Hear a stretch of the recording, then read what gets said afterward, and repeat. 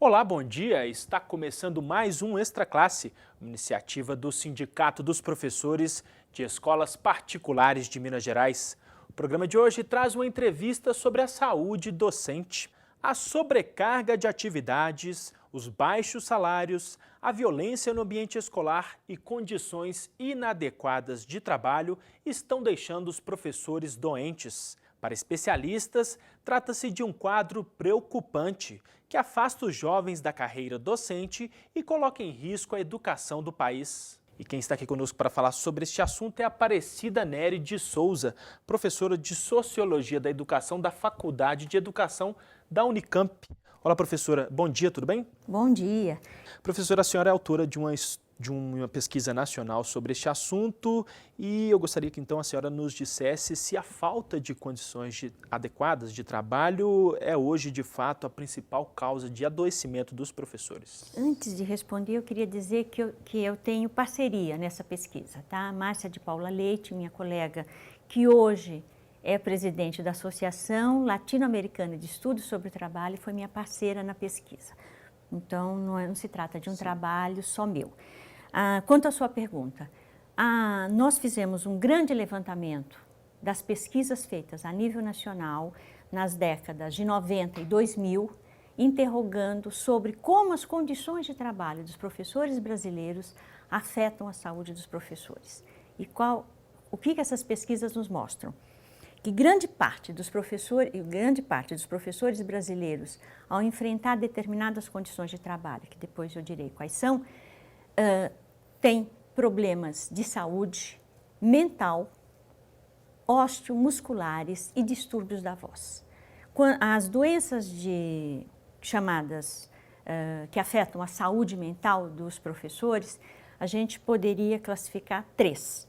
Uma, o estresse, bem conhecido de todos os trabalhadores, mas que os professores são submetidos. A outra, que é a síndrome de burnout. Na realidade, essa expressão burnout significa o seguinte: submetido a uma situação de estresse intenso, a um processo em que o trabalhador, o professor, ele é como se ele descolasse da realidade.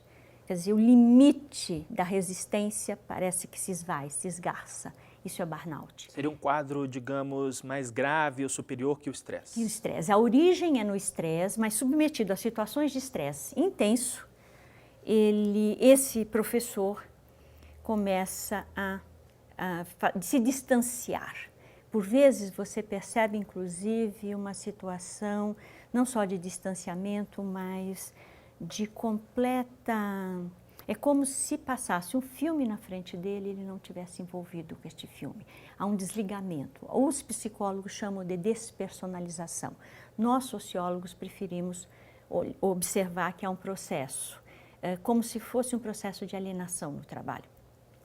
A outra dimensão é o chamado mal-estar docente. O que é o mal-estar docente? São aquelas situações que nós vivenciamos que a gente não consegue explicar os problemas que nós enfrentamos, nem os motivos, enfim, nós estamos envolvidos em um conjunto de dificuldades no trabalho que provocam sofrimento, que provocam angústia, ansiedade, um conjunto de distúrbios mentais.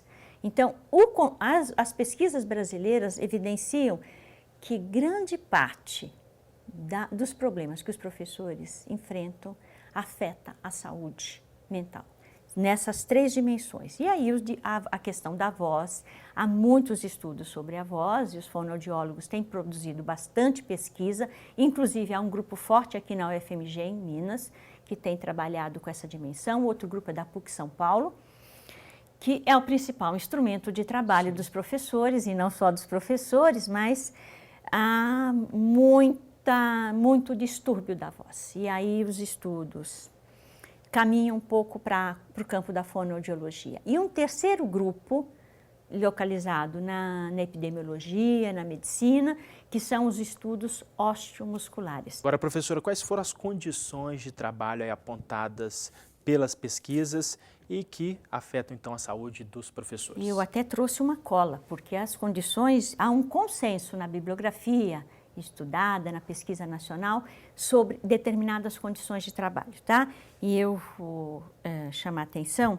para um grupo delas. O primeiro grupo, baixos salários, as condições físicas de trabalho, temperatura, ruído, superlotação de salas, o cansaço físico depois de uma longa jornada de trabalho. Há professores que trabalham 3 turnos, manhã, tarde e noite.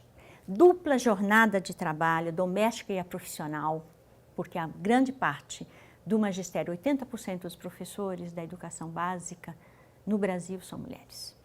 E a falta de tempo, inclusive, para o lazer, para a gestão do tempo doméstico, cuidado com os filhos, com lazer, com aperfeiçoamento profissional, a angústia gerada por exigências cada vez maiores no ofício. Se você observar hoje o ofício docente, se estabelece metas a serem cumpridas, sim, as escolas são avaliadas o tempo inteiro, o professor é avaliado o tempo inteiro e é dito que ele é responsável pelo chamado sucesso ou insucesso do seu hoje, estudante. Inclusive, com o desenvolvimento das tecnologias da informação, há uma mistura entre o tempo do trabalho trabalho e o chamado tempo privado e o tempo público. O professor, aliás, é uma expressão fantástica, que o professor é aquele que trabalha 24 horas sobre 24 horas. Certo. Professora, eu vou convidá-la para assistir uma reportagem feita pela nossa equipe sobre este assunto e logo em seguida a gente volta a conversar mais um pouco sobre essas questões todas e as soluções para elas. Vamos lá? A rotina dos professores é intensa e exige muito empenho. Preparação de conteúdos, correções de trabalhos e provas e a relação com os alunos dentro e fora da sala de aula são algumas tarefas do dia a dia dos docentes. No entanto, essa intensidade e condições de trabalho pouco adequadas podem causar alguns problemas de saúde. É o que apontam alguns estudos sobre o assunto. Um levantamento do Simprominas destaca que 93% dos professores relatam cansaço físico e mental. Em uma pesquisa do Simprocampinas, 88% dos docentes afirmaram que estavam estressados. Mais de 50% dos entrevistados também informaram que já adoeceram por causa do trabalho. Em 10 anos de profissão, esta professora relata os efeitos de uma rotina estressante na sua vida. Chegando em casa, a gente tem aquela coisa de chegar à tarde, ainda está um pouco agitado pelo trabalho, você demora para dormir, e eu já não conseguia dormir mais. Então eu deitava para dormir e continuava trabalhando, a mente trabalhando. E aquilo eu passava a noite, né, normalmente pensando ou sonhando com o trabalho. Esse desgaste e esse estresse e essa carga excessiva de trabalho leva a gente, né, a sintomas, inclusive, de depressão, que são muito comuns hoje em dia. Mas mesmo diante da constatação de um problema de saúde, ela não abandonou a sala de aula. Eu continuo acreditando na educação. A gente preza pela qualidade. E olha, ser professor, né, tem aluno que brinca assim, professor, você trabalha ou você só dá aula? Né? A gente trabalha muito dando aula, porque é toda uma dedicação, é todo um cuidado e um carinho que a gente tem de preparar uma aula, de preparar um trabalho, de fazer uma pesquisa, né? Isso toma tempo. E para fazer uma coisa dessa, e eu acho que tudo que você faz bem feito tem que ser feito com carinho e com vontade. Para a professora Tânia Araújo, que coordenou uma pesquisa sobre a saúde dos docentes na Bahia, a falta de estudos mais aprofundados e a pouca difusão de informações sobre o tema para a categoria agravam o quadro. No primeiro estudo, a média de idade dos professores era em torno de 34 anos. E, no entanto, a gente observou uma frequência muito elevada de principalmente 3 grupos de problemas de saúde. Aqueles ligados ao uso intensivo da voz, então todos os agravos vocais. Um outro grupo de problemas são os problemas osteomusculares. Então, a gente também tinha muita queixa de dor nos braços, dor nas pernas, dor nas costas e também uma prevalência, uma frequência alta do que a gente chama lesões por esforços repetitivos. E o terceiro grupo de problemas também muito importante são os transtornos mentais, né? Em função da carga de trabalho, de haver muita exigência, né, relacional nessa atividade, muita pressão. Mas como os sindicatos podem atuar para minimizar esses problemas? De acordo com esta diretora do Simprominas, medidas simples e contínuas podem proporcionar uma vida mais saudável para os professores. O Sindicato dos Professores tem tentado, e aí envolvendo também o Ministério Público do Trabalho, né, uma comissão, né, uma comissão onde tanto o Ministério Público do Trabalho, quanto o sindicato e quanto o sindicato patronal, estaria discutindo não só a questão da violência, como das condições de trabalho e saúde nas escolas. Uma pauta que os sindicatos e associações de professores precisam urgentemente apresentar para os governantes e gestores, no sentido de melhorar e fazer muita prevenção das condições de trabalho dos professores. Agora, professora, a senhora diria que esse quadro apontado pelas pesquisas é algo mais recente ou já se arrasta há mais tempo? Você tem persistências, tá? Permanência durante um longo tempo. Se você pensar, eu até vou recuperar um pouco historicamente, olha, a discussão sobre saúde do trabalhador está desde o século XIX. O Marx, lá na obra máxima dele, O Capital, já discutia na primeira Revolução Industrial isso. Mas, a partir dos anos 70, é que você tem estudos mais precisos, eu diria, sobre o trabalho docente. Entretanto, hoje, eu diria que há novas penosidades no trabalho. O que a gente está chamando de novas penosidades? São esses processos de precarização do trabalho, do trabalho docente, que você, nesse momento, né, nos anos, eu diria que na última década a gente tem vivenciado um processo bastante diferenciado. O que é isso? Há mudanças nas formas de gestão do trabalho, que individualiza o trabalho, mensura o trabalho, estabelece metas. Isso é um processo recente. E você tem uma gestão do trabalho docente muito vinculada ao indivíduo. E o trabalho docente, embora ele seja um trabalho individual, porque é eu e minha sala, nesse momento que eu estou, eu e minha turma, é um processo de trabalho individual, ele é construído coletivamente. Há referências para este ofício que são construídas pelo coletivo. Parece haver uma ruptura dessas referências coletivas, porque a individualização da gestão do trabalho coloca toda a responsabilização sobre os resultados do trabalho em cima do professor.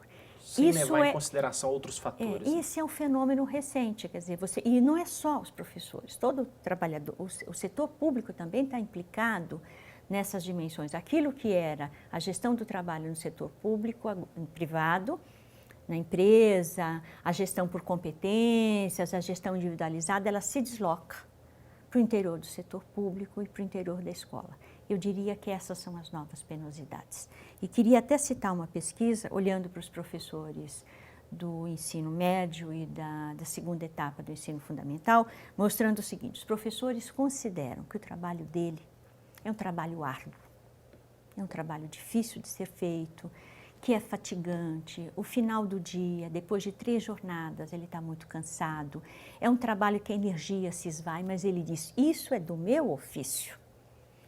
A nova penosidade é como se retirasse o sentido do trabalho e ele se sentisse totalmente solitário no trabalho dele, sem essas referências coletivas, como se ele fosse responsabilizado por tudo isso. Sim. E aí ele constrói determinadas estratégias, não só ele, os demais trabalhadores constroem estratégias para se defender, face ao sofrimento no trabalho, para poder permanecer como professor. Porque é uma questão recorrente, você diz aí, é um ofício que é estressante, provoca problemas de saúde, mas por que é que você permanece? Agora, professora, como fazer para mudar esse quadro? Quais seriam os caminhos, as iniciativas, as medidas? Eu acho que tem 2 movimentos importantes. Um movimento em torno das políticas de emprego, as políticas voltadas para a saúde do trabalhador como um todo. Essa pesquisa, inclusive, teve origem na nossa preocupação em formular propostas. Foi uma pesquisa articulada do Ministério do Trabalho com o Ministério da Educação para pensar políticas para a saúde do trabalhador. E essas doenças que eu mencionei, a saúde, que afetam a saúde mental do trabalhador, não são consideradas doenças profissionais. Distúrbio da voz não é doença profissional.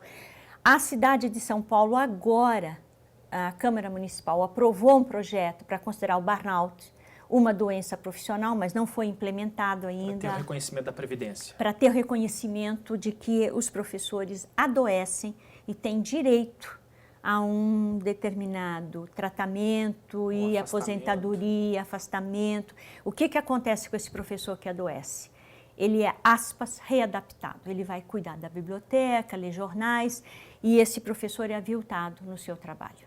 A outra dimensão é pensar as políticas voltadas para a carreira, para a jornada, para a organização do trabalho no interior da escola, que recupere a dimensão desse trabalhador coletivo, que constrói as referências do seu trabalho. Portanto, é articular políticas de emprego com as políticas de educação. Certo. Agora, professor, pelos rumos dos debates na educação no país, quais são as perspectivas, então, que a senhora acredita nos próximos anos em torno deste assunto? Eu tenho minhas utopias, eu sou otimista, acho que a luta política, por exemplo, eu vejo que a CNTE já está indo para uma segunda pesquisa sobre saúde dos professores, fiquei sabendo que o Simpro Minas está pensando num trabalho nessa direção. Nós já fizemos uma pesquisa nesse sentido e a ideia é ampliar. A POSP São Paulo, o Simpro São Paulo e Campinas também trabalhado, que eu conheço. Goiás também. Eu acho que há os movimentos sociais, essa é a minha expectativa. Os movimentos políticos, sindicais, os movimentos sociais, pressionando no sentido da formulação das políticas que olhem para a saúde dos trabalhadores, em particular a saúde dos professores, tanto no setor público como no setor privado. Eu falei muito do setor público porque, na realidade, as pesquisas se ocupam muito mais do trabalho no setor público do que o trabalho no setor privado. E quando olham para o setor privado, vão olhar para os distúrbios da voz. Os estudos sobre saúde mental, eu não conheço nenhum estudo ainda sobre o trabalho no setor privado. Eu acho que aí é uma dimensão importante para ampliar as pesquisas, olhando para as diferentes dimensões do trabalho. Professora Aparecida Nery de Souza, agradeço a participação e a gentileza da entrevista aqui para esta classe. Confira agora a agenda da semana. O Cineclube Joaquim Pedro de Andrade exibe na terça-feira às 19 horas o filme O Velho e o Mar, baseado no romance homônimo de Ernest Hemingway. Na quinta-feira, dia 7, o Cineclube Uma Tela no Meu Bairro exibe Macunaíma, filme baseado na obra de Mário de Andrade. A entrada é franca. Bolsas de estudo. O Simprominas comunica aos professores sindicalizados que no dia 4 de fevereiro inicia a primeira chamada para a distribuição de bolsas de estudo para 2013.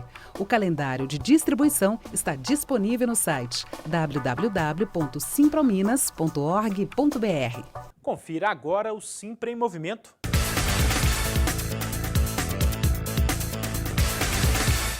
Em abril deste ano acontece novamente a Semana de Ação Mundial. A iniciativa da campanha global pela educação ocorre anualmente em mais de 100 países desde 2003.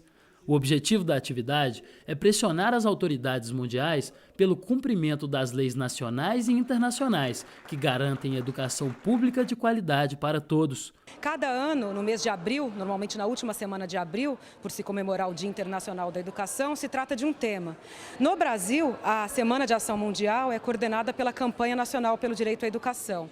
Em 2013, o tema será a valorização dos profissionais da educação e o direito à educação. O Sindicato dos Professores apoia a iniciativa e auxilia na divulgação das ações da campanha. É muito importante o sindicato acompanhar todas as ações que dizem respeito ao professor, que dizem respeito ao trabalho docente. Então nós temos que estar a par daquilo que a academia faz, daquilo que é discutido na ciência, daquilo que é discutido da forma pedagógica, mas também aliar ao que acontece na sala de aula. É saber o que os professores estão sentindo, o que os professores passam, o que ocorre nas escolas, para poder ampliar a luta do sindicato. A gente fica por aqui, mas para saber mais sobre o Sindicato dos Professores, é só visitar o nosso site. Sua participação é muito importante. Envie sugestões e críticas para o endereço extraclasse@simprominas.org.br. Um grande abraço e até a próxima semana.